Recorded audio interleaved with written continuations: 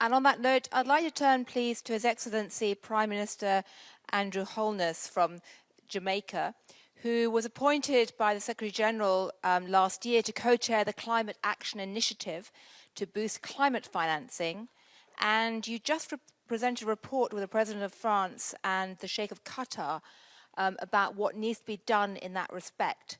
Can you give us a quick précis in 3 minutes? The financing of the SDGs and indeed climate action firstly requires a commitment on the part of developed countries to fulfill their commitments made in Paris, specifically the $100 billion by 2020 per year. That's a very important part of it. The second part of it is to have a proper system which incorporates upfront information on tracking and measuring climate action so that we can have a better system of determining, for example, the price of carbon, a better system for analyzing investments in climate issues.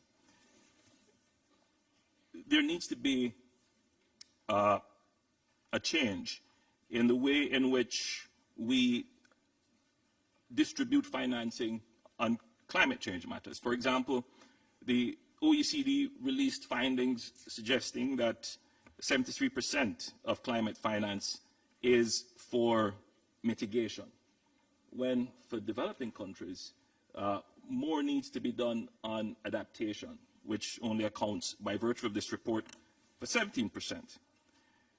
For countries like Jamaica, which are developing countries, access to concessional financing is also very important. As was mentioned by the acting IMF director, many developing countries are stressed with heavy debt, and therefore the present system of graduation limits the access of certain developing countries to concessional financing. And that is a critical transformation that needs to happen in the present global financial system. The developed countries, as we've said, clearly needs to give a stronger commitment. But agreeing again with the acting director of the IMF, developing countries should spend more effort, greater effort, in ensuring that their own fiscal arrangements are strong and that their governance systems are strong so that they can generate within their own economies enough revenues and resources. But the important point for developing countries is that we will never have all the resources to truly deal with the challenges that we are faced with.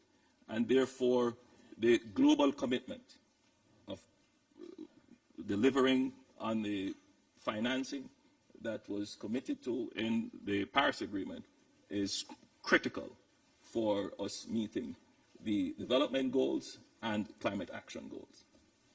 Thank you, Mr. Holness, for those, again, bracing words and a call to arms.